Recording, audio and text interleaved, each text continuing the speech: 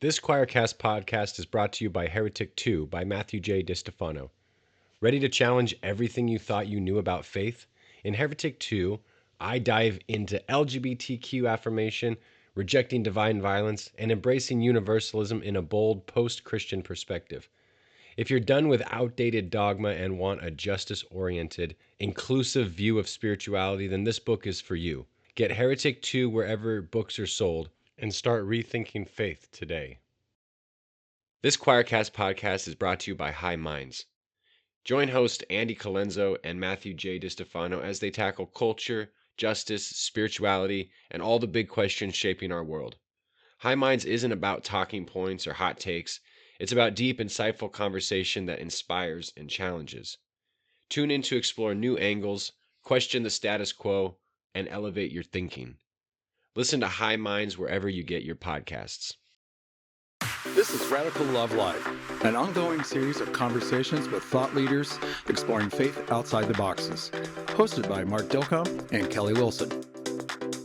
Hi, everybody. Welcome to another episode of Radical Love Live. I'm hosting solo today. Mark has been traveling, but I'm really excited to talk with the lovely Tatiana Furman.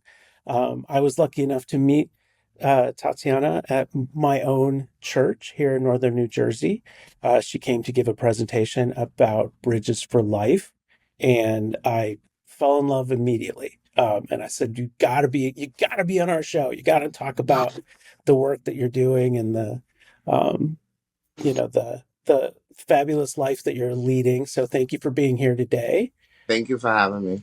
So first off, just to introduce our listeners to you a little bit, can you just tell us a little bit about your background, your spiritual background, but also kind of how you started to get involved in the work that you're doing? So, my spiritual background, of course, I grew up, kind of, I would say Catholic. My parents, I think, would consider themselves Catholic. I never really connected, of course, as a transgender woman and as a person, a community member of the LGBTQ community.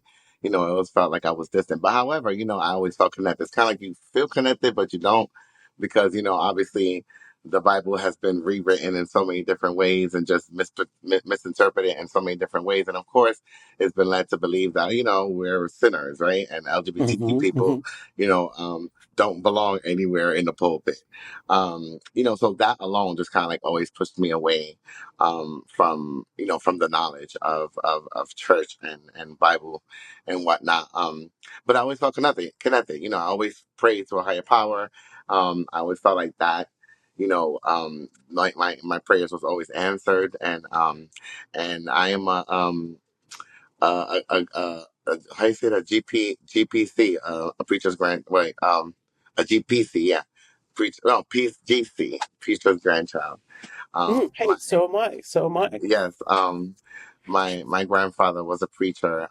However, I'm Dominican, Dominican and Haitian, and he obviously preached in the Spanish culture and the language and whatnot. And growing up, of course, I remember I wrote this. Well, I didn't write this poem. I recited this poem that pretty much explains how the kids growing up in the United States of Dominican descent or Haitian descent, and you kind of like forget your culture or who you're from because you're now Americanized, right? So you will prefer the Big Macs and the McDonald's, but over your mom's meal, cultural meal, and whatnot, and it kind of like pushes us away, right, from our culture and our beliefs, and so I never really connected. I never really connected with his church, whatever, I'm sure he believed for a long time that, being gay is a sin and whatnot. So that has always pushed me away from the Christianity belief and whatnot.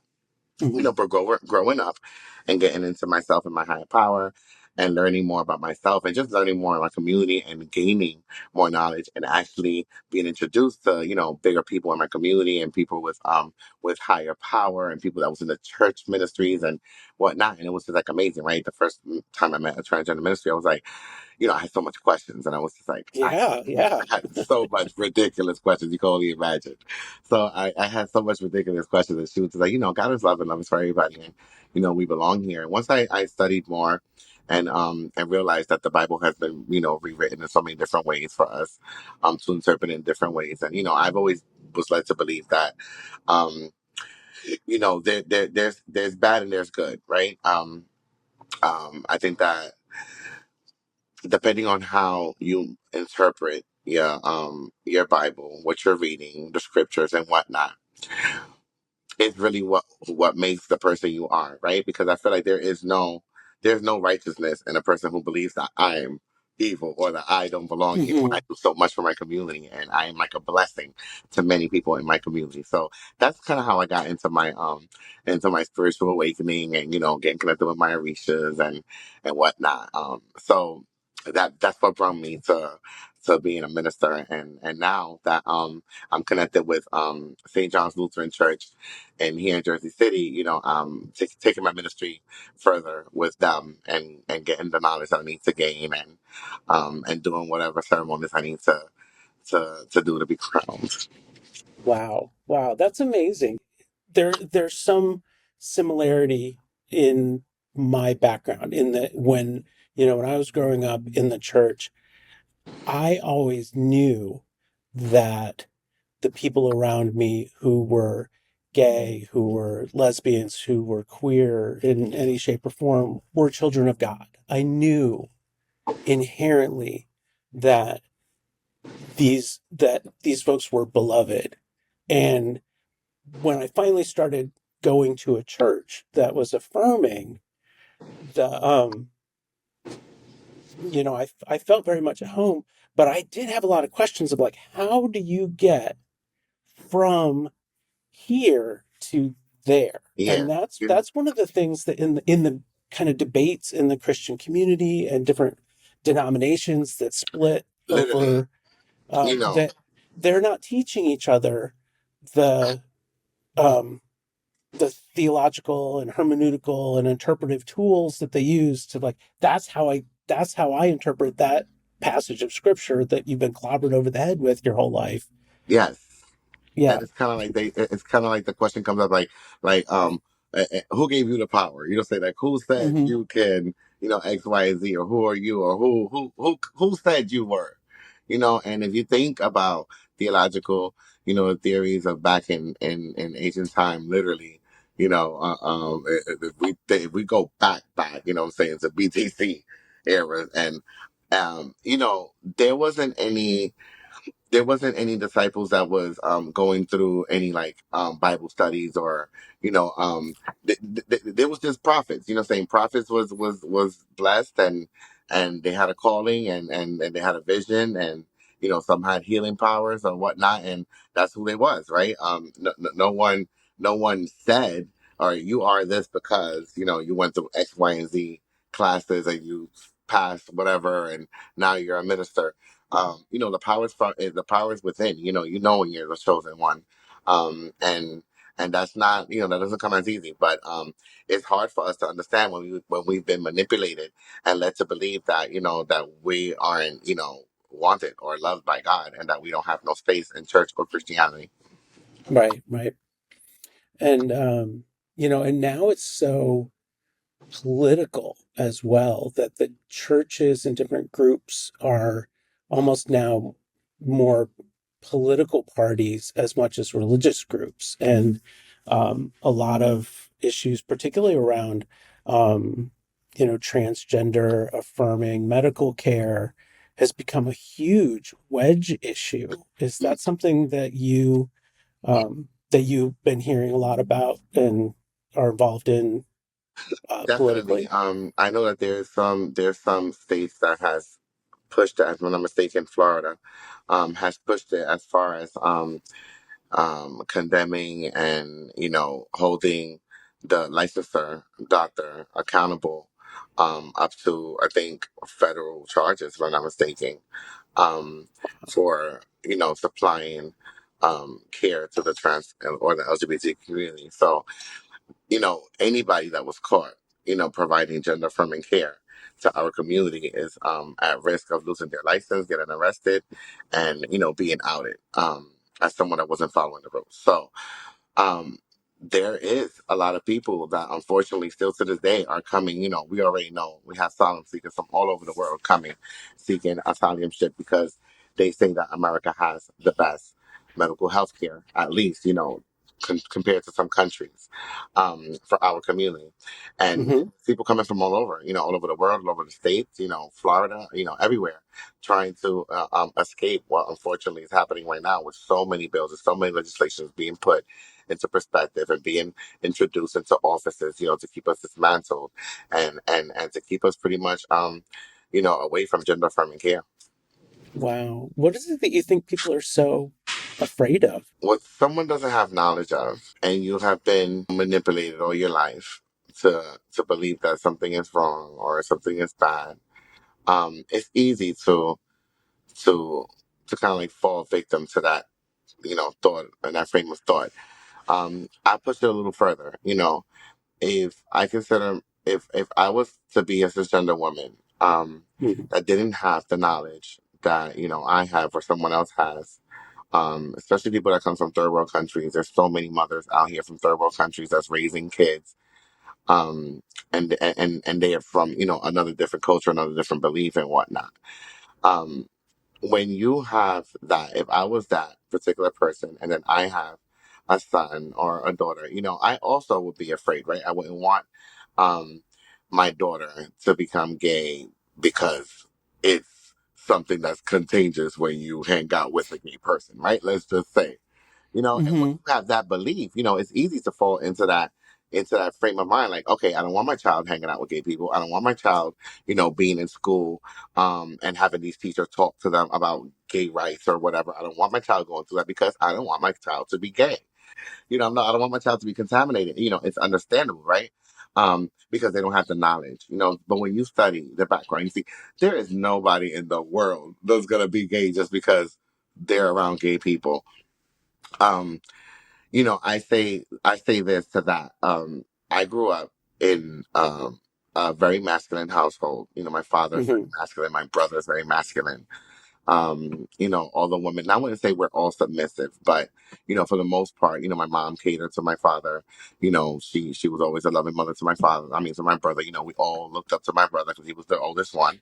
We always looked up to him for protection. So we was all pretty much a submissive, house woman, and Hmm. the men in the house was very masculine.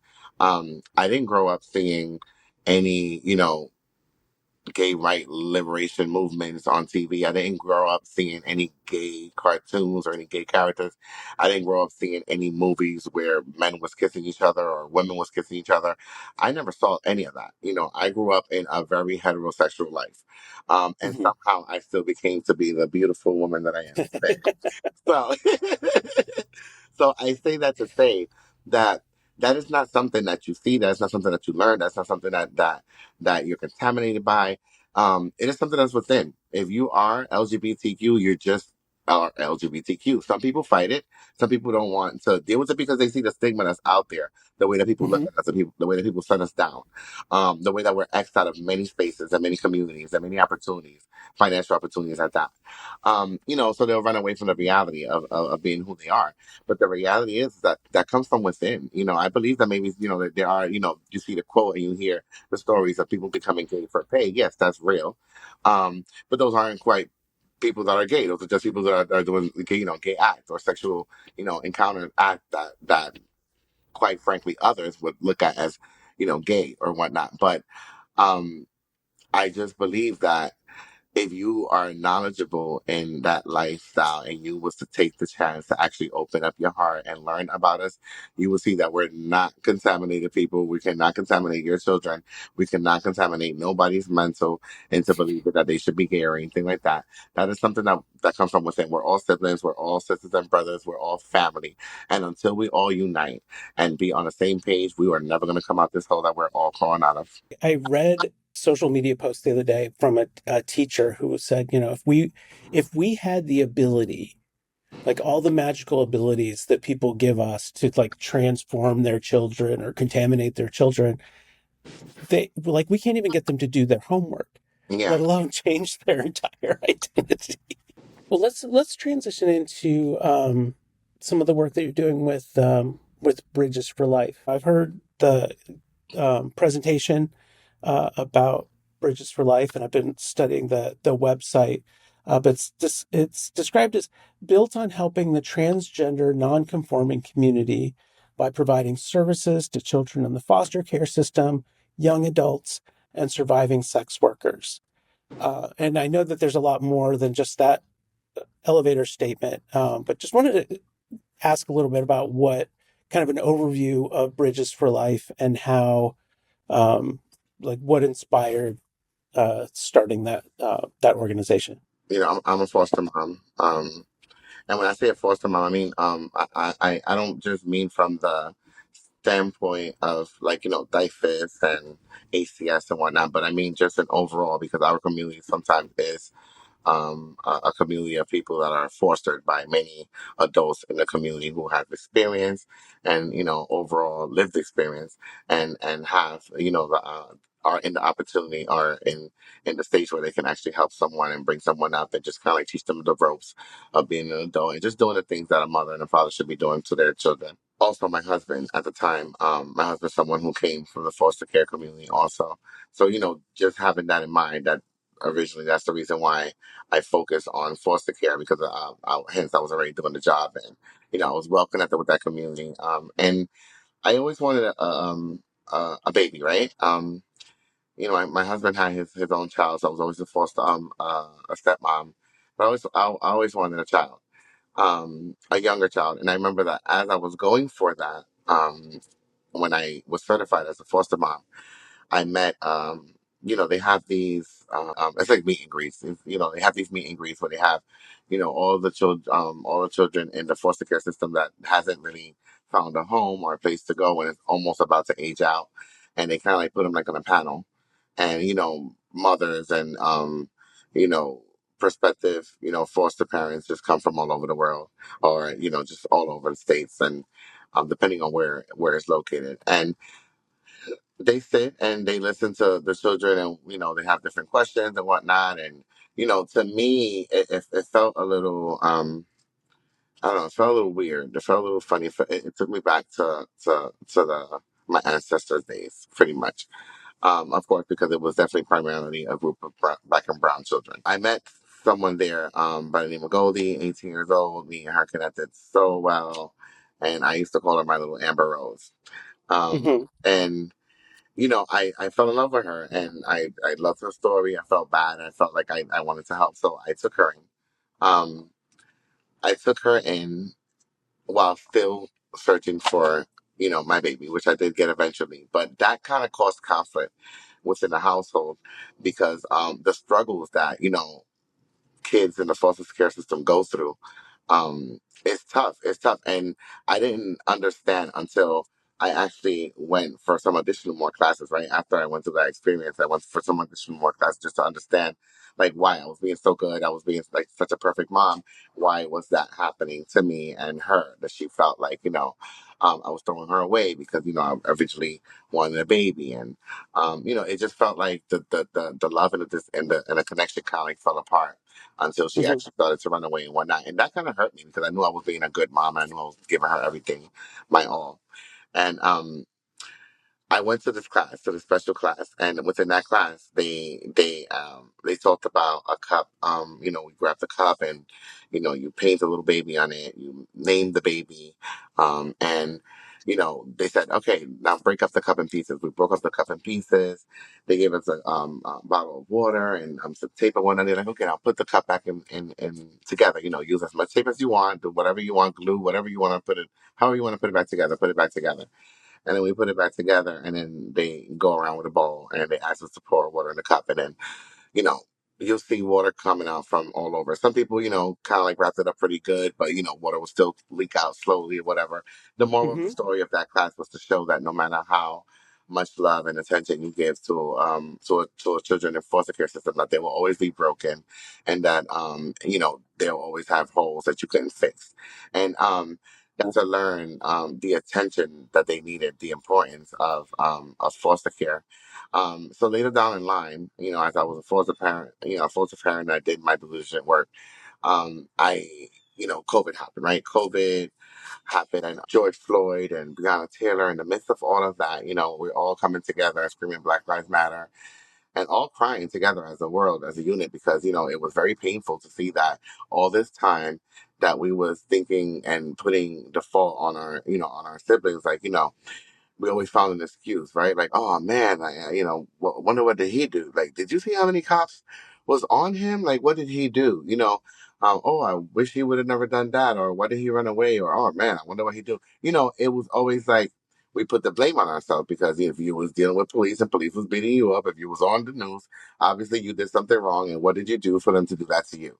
So this is what we all was led to believe growing up, and then when we finally seen this on TV on National Live, well, national not national live TV, but obviously people was recording and became live and Hmm. and viral. And we see this man crying out, for his mom and asking for help, and Yeah, we just yeah. seen this police officer just blatantly kill him, right in front of our eyes. That's when the whole world woke up and like, oh no, we're just being killed. Like we're just blatantly not. There really is a division. There really is white supremacy happening. There really is an agenda. Um, so right, everyone was so motivated to stand together as a unit, but unfortunately, the LGBTQ community and the trans community was still in the background saying like, "Hello, my black A means matters too," um, Hmm. and then COVID came. And then while everyone was getting their COVID relief funds, while everyone was getting help, while everyone was getting, some type of grant fund or whatever, or some organization helping them, um, the sex worker community, the transgender community, the LGBTQ community, the non-binary community, unfortunately was in the back burner struggling, hungry, losing housing, trying to find housing, trying to survive, catching COVID, almost dying. Most of them died. Hmm. Trying to survive. Most of them died trying to survive. That statement alone hits hard. So most of them died trying to survive. Um, it was hard. No one was out there to help them, and that's when a light rung. At the time, I felt like I was blessed. I had gotten a nice little lump sum lawsuit. Me and my husband moved, left New York, came to New Jersey. We got a nice little high rise, penthouse location in Hackensack, and Hmm. it was very beautiful, overviewing the mountains and whatnot, and gorgeous. I felt like I had a nice life. I felt like I was doing okay, and I felt like I was privileged enough to start something and to help my community because unfortunately, I felt like I was already doing it. All the people that I already knew that I was in the position that I was in was constantly calling me for help, crying whenever they was down and out and, going through what they was going through. So I'm like, I feel like I'm kind of like already doing this kind of work. Like, why not certify it and turn it into a business and turn it into an organization, a nonprofit organization to actually really get help from the state or from anybody to actually do this work? Because I knew that once my money ran out, that was going to be the end of the work that I was doing at that moment in time. So, Bridges for Life came about. So it was 2020. Hmm. I was already a year into doing the Stonewall protest. I don't know if you heard of the Stonewall protest, but it's back in 2019. And I don't mean the like the Stonewall protest from when Marsha P. Johnson and Sylvia Rivera was out here. I'm talking about like just a couple of years ago, 2019. Um, one person by the name of Joelle Rivera at the time. Hmm. Now her name is Joella Rivera. And Joelle at the time, wanted to do something for the community. Like I said, there was so many people that was coming together with Black Lives Matter movements.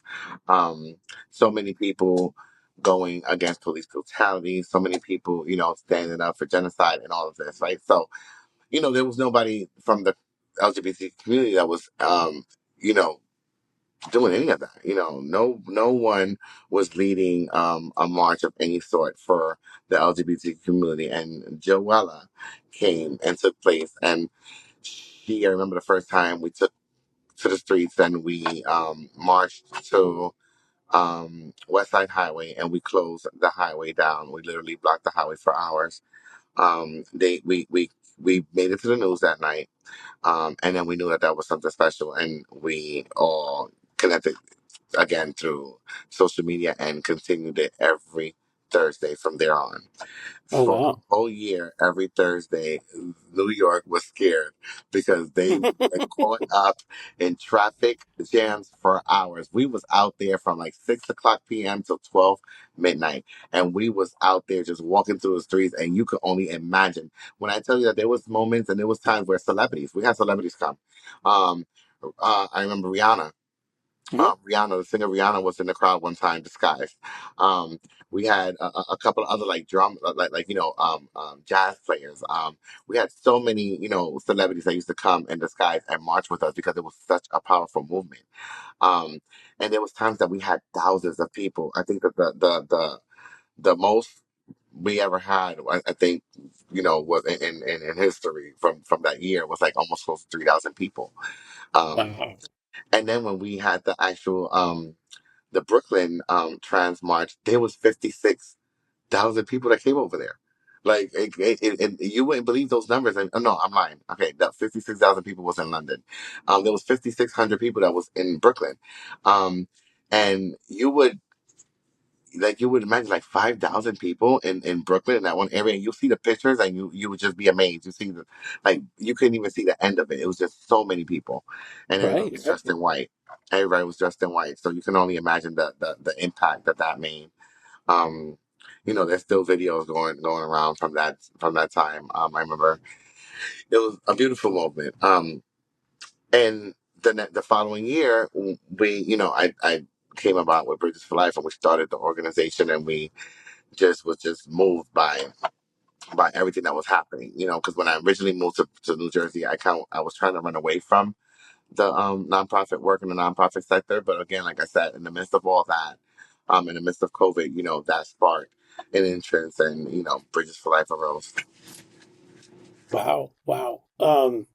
That is quite a story. And, um, it's amazing how many things changed in the world in a really short period of time and exposed a lot of problems that I think a lot of people have tried to kind of cover up or ignore and be like, hey, everything's okay. One of the questions that people might have as they're listening to this is, one of the groups that Bridges for Life focuses on is sex workers, and that's the inclusion of sex workers in the Christian community has. There's been a little bit of controversy over the last few Definitely. years. Like people are like, wait, we're supposed to include those folks as well, and Exactly. and I just pulled up uh, from from the book of Matthew 21, chapter 3, where Jesus says, tax collectors and prostitutes are entering the kingdom of God before the religious leaders who were giving him a hard time at the time.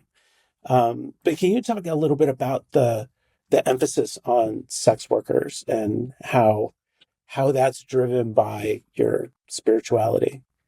So the reality that is that the reason why that girls fall into sex work, right, is unfortunate because as transgender women, we're X'd out of many situations, many spaces.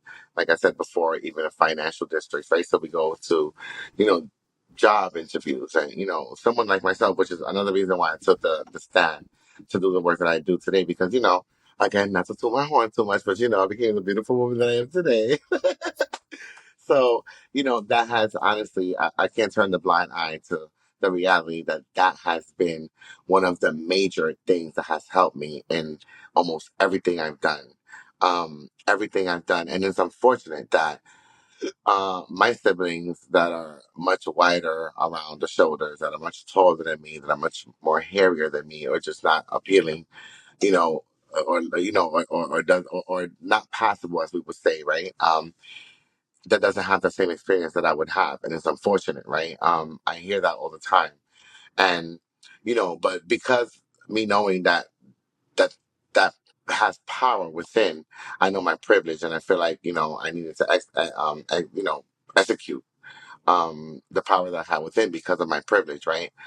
So I say that to say that I might have an easier life. I might be able to go to a job interview and acquire that job position that I'm trying to get than my sisters that are in the same position as I am, that are less appealing to the next person's eye and whatnot.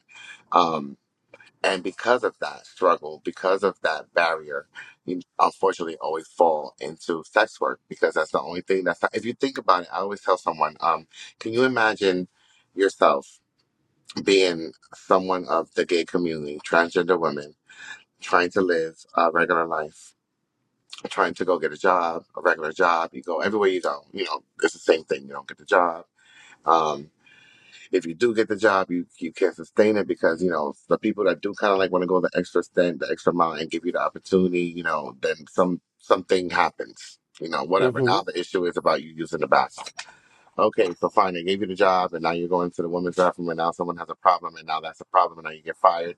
And the reason why you got fired was because they're saying that your lack of work, but the real reason why was because the boss is tired of people complaining about you using the women's bathroom, and he wishes that you would just use the men's bathroom so nobody can say anything because he thinks it's not a problem. Hey, who cares if you are a man dressed in a dress? Just go into the men's bathroom, or whatever the case is, and then that ultimately falls into a domino effect where people aren't getting jobs, people are losing their jobs, people aren't sustaining their jobs. So they have to fall into sex work, right? And can you imagine going through all that all your life, right? Constantly trying Mm-hmm. to be in a good position, get a job, and you're always, going through these moments. Not just you, but your siblings, your friends, everybody, everywhere you turn, everyone has the same story. And then you come to sex work.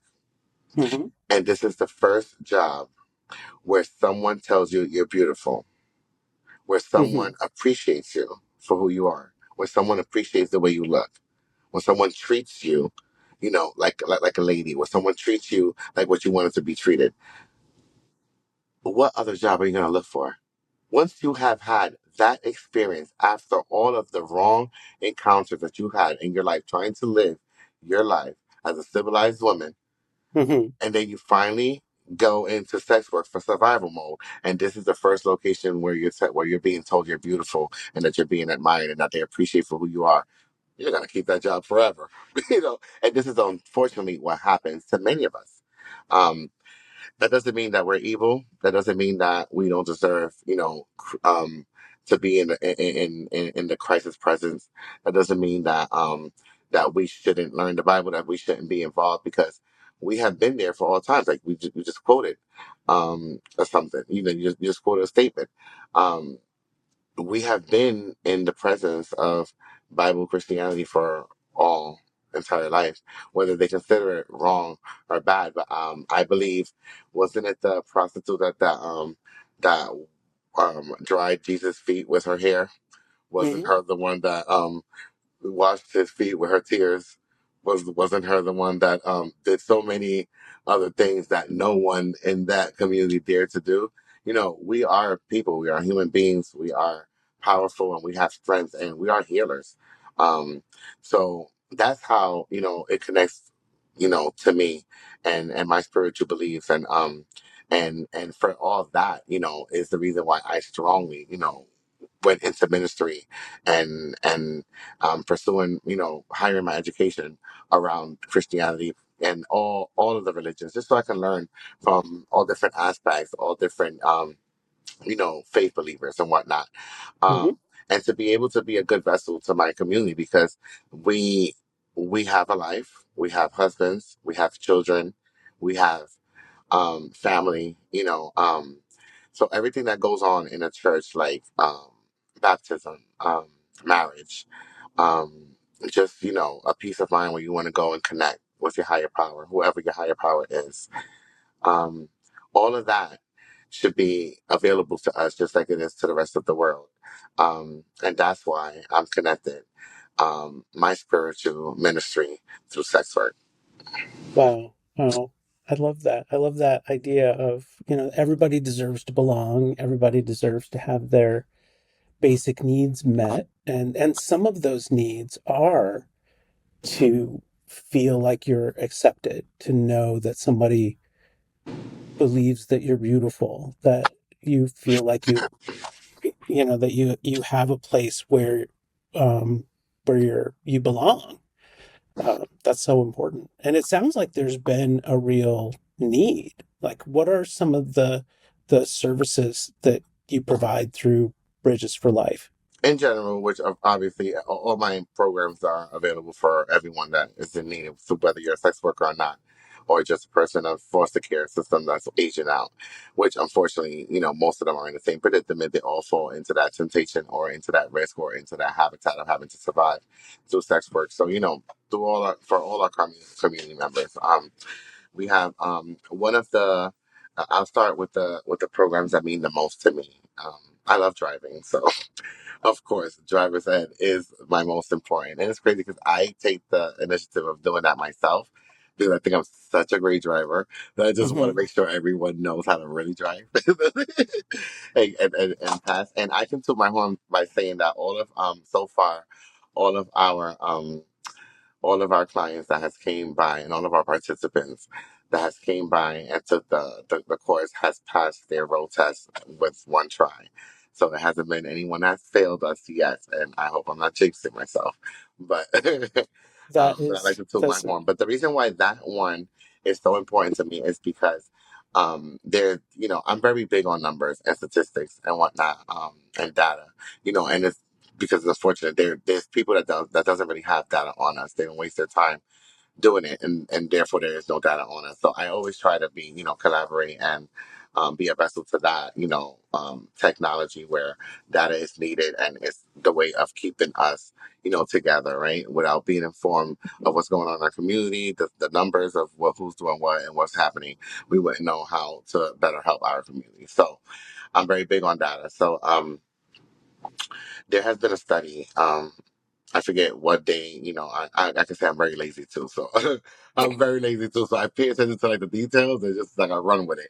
I run with the details. I hate to research. I hate to read, but I rather listen to audio. it sounds like I you're love kind that. of I wouldn't call you lazy. I'd say you're kind of a big picture thinker. Yes, yes. I love. What's the word? What's the Audible. Hmm. Audible is my favorite. I listen to the book. I listen to everything. I even listen to the Bible in there. Listen Listen while to- you're driving. Yeah, Yes, yes, yes. totally. There's a study. I don't remember when was the study and the specific of the study, but technically, I think this was like back in 2018, if I'm not mistaken. There was a study, a research back in 2018 where only 35% of the community, and this is like a study, it was like worldwide, that only like 35% of our community was insured with, who had their license, who was licensed, and who had their driver's license. And Hmm. out of those, that 35% was like people that was well over the age of 35, and people that was learning. And, you know, right now, I can say that there's like probably about five elders that are considering me helping them to get their license. So that right there is just like a true confirmation of that study. That I was like, almost everyone that had it or is trying to get like it was well over the age of 35. So I wanted to change that. I feel like this program, is already changing the statistics. By having people from the age of 16. I was like, that can't be possible. How can that be possible when I remember going to school with Caucasian kids that at the age of 16 had their own car and was driving back and forth with no problem. And I'm like, how is it that our community isn't achieving that? But of course, because we have to struggle with the life of, you know, having to worry, of who we are. I remember in school, I always tell this to to people I say in school, I wasn't able to sit back. I didn't have the privilege to sit back like the cisgender kid in my school and actually let my brain work like a sponge and soak in all the information that was given to me. I wasn't able to do that because I was always worried about what was happening at home. Um, I was always worried about, who was going to find out if I was gay or not. I was always trying to pretend to be masculine. I was always like forcing myself to make sure I didn't, flick my fingers to the side or my hands to the side where people start calling me the F word. And, you know, um, you can't possibly focus on what you're supposed to be focusing on, the things that you're supposed to be getting. And then when we think about we're out into the community, most of us, get kicked out at the age of 14, um, it's inevitable to believe like, oh, okay, I see the problem here. When you think about getting your driver's license or your permit, who is it that gets it for you? You usually learn this at home with your mom, your dad, your brother, your older sister, or whoever, and these are the things that you learn at home. But when you are an LGBTQ person and you're not, and you don't have a home, or you're jumping from home to home, or you're living in a group home, or or you're in the shelter system, or you're in the, in a foster care system, it's impossible for you to obtain the things that normal kids get. Um, so I feel like Right. that program alone right now is just helping me change the statistics within my community that not only, 35-year-olds and old and of age are licensed or trying to get their license, but that the young ones also, that the younger generation are also having that opportunity. And I feel so great doing that. So that's just one of the programs. Then we have a twist intervention program that I feel is also big to my to my heart, because sex work and HIV is a real big thing. There's many girls out there that are living HIV positive that unfortunately still sex working to survive and have to. And that stigma alone, unfortunately, doesn't allow them to connect with each other, doesn't allow them to help each other, doesn't allow them to build that sister bond, because it's secretive, right? They're worried about, if such and such finds out that I'm doing this with such and such, that they're going to tell that person that I am such and such. And now that person might end up maybe trying to kill me, or, not seeing me again, or whatever the case, whatever problems that can cause them. Um, and there's a big disattachment, within the transgender women in our community. Most of them are seeing each other in ballrooms, and they're competing with each other, and it's like a big competition instead of a sister bond, and getting to know each other and growing together and sticking together and just, building that help within each other. Um, so the Twist Intervention Program is an intervention program that speaks to transgender women involved in strategies for transformation. And it is technically for women involved with living with HIV and AIDS, but unfortunately, I believe that we're all in the same boat and we're all trying to get out. So I think that there's so much activities and so much opportunities there for everyone to learn from and for everyone to be involved. So, with that in mind, I pretty much try to keep everyone's, HIV status discreet. I tell them like, hey, that's up to you if you want to disclose that in any activity or whatever. That's up to you. But we're going to treat this session or this twist intervention very neutral. So no one has to disclose their status. No one has to say this is the reason why I'm here. Whatever, it's open to all, and we all can learn and whatnot. I still go through the activities that involve, HIV, AIDS, and STDs and whatnot, because I feel again that we should all learn about it, whether we are involved, have it or not. And so that's another twist into another program that's very dear to me, because within that there's activities that shows that we're kind of like all alike, no matter what. And there's like a bingo in there that it's I'm not gonna even say some of the things that are in there, but you can only imagine a room of trash in the. You can only imagine what the bingo card says. But there's certain things like you like this, you like that, or whatever, or I have this, I have that, or whatever, or blah blah blah. And then the girls go and they put in whatever, and then someone screams bingo. And the point of the game is that there's never one person screaming bingo. It's like almost like 3 or 4 people screaming bingo at the same time. And that is to show that we're all like, connected somehow. We all have, whatever, how many dogs you have, how many kids you have, mother, father, whatever the questions are. Hmm. It just shows that we're somehow connected whenever it builds a sister bond. They have activities where, we like partner up in twos, and, we tell each other like whatever, we have a whole book that we kind of like follow the direction, but they have different questions within the book and whatnot. And these girls connect, they connect through that. And at the end, we have a graduation. They graduate. And then now, of course, I'm thinking that after like maybe 10 to 15 sessions, that maybe we can have like a reunion.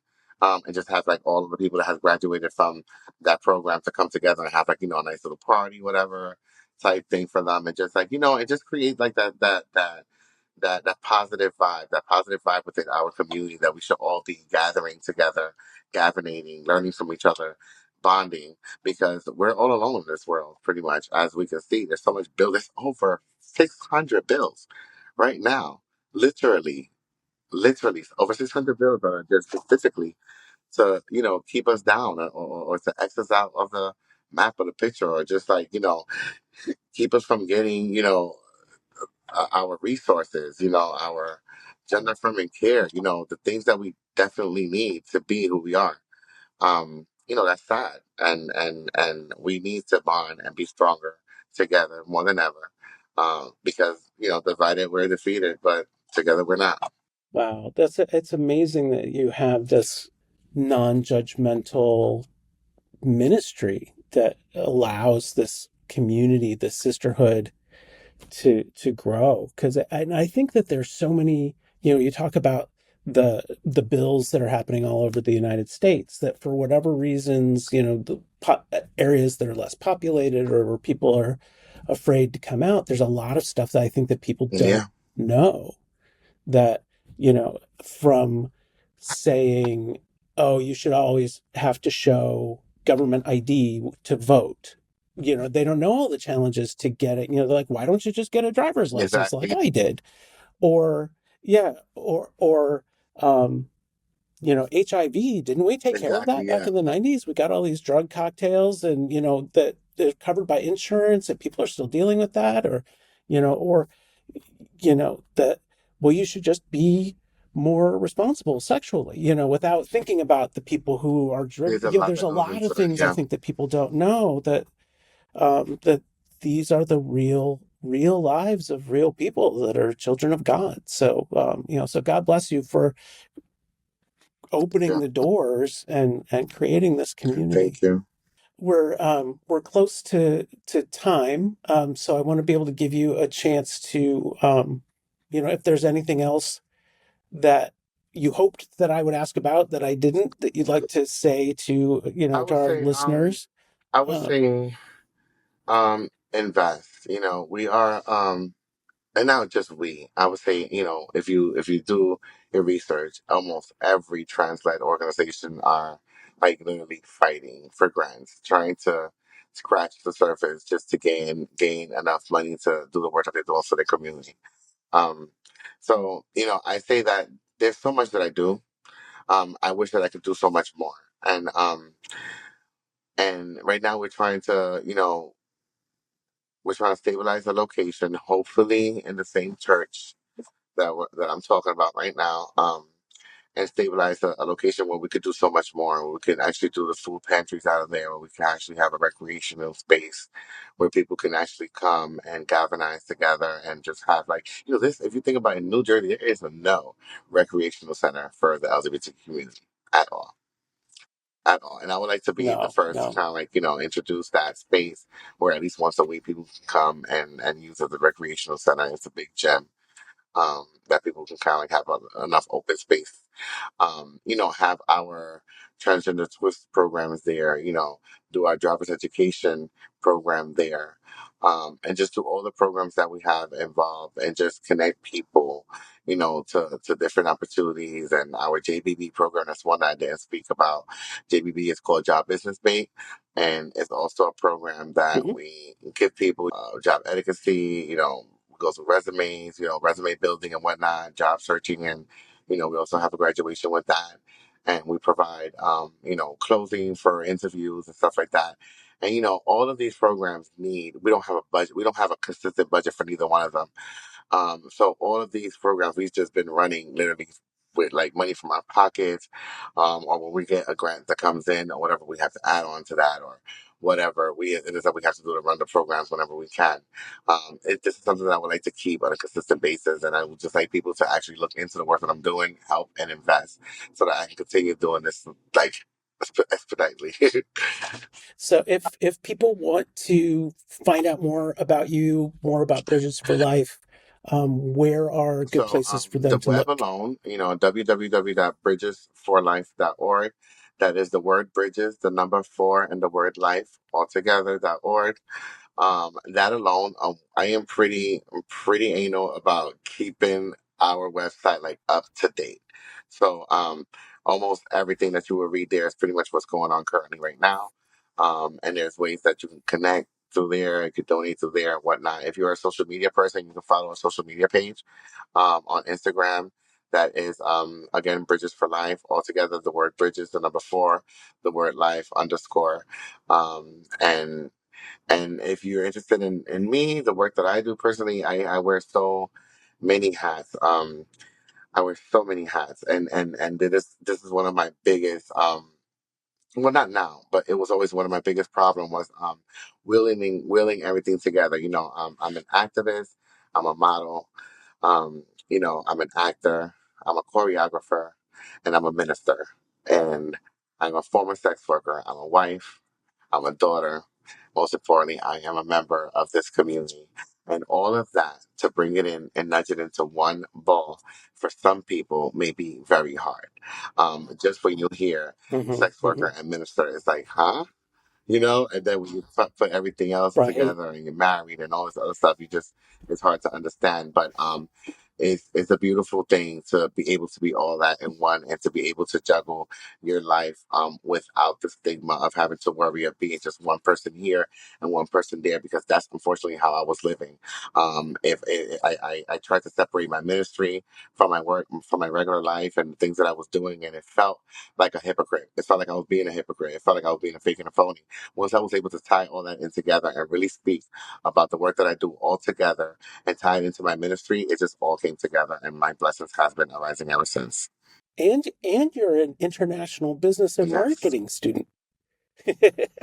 I tell you what, I really, really appreciate you taking time out of your schedule. I know you're pretty busy, but to be able to talk with me today and share with the our listeners what your work is doing, and I hope we drive some people there. I'm going to put all those links in the show notes so people can check you out and follow you. But in the meantime, I'm really grateful for the work that you do for the community. So thank you so much for being here today. Thank you. Thank you for having me. Thanks for listening to this episode of Radical Love Live, hosted by Mark Dilcom and Kelly Wilson. Recorded at the Bravery Studios in Garfield, New Jersey. All rights reserved. Find our episodes on Spotify, Apple, and YouTube. And check us out at radicallovelive.com, along with our personal websites at markdilcom.com and kellywilson.com.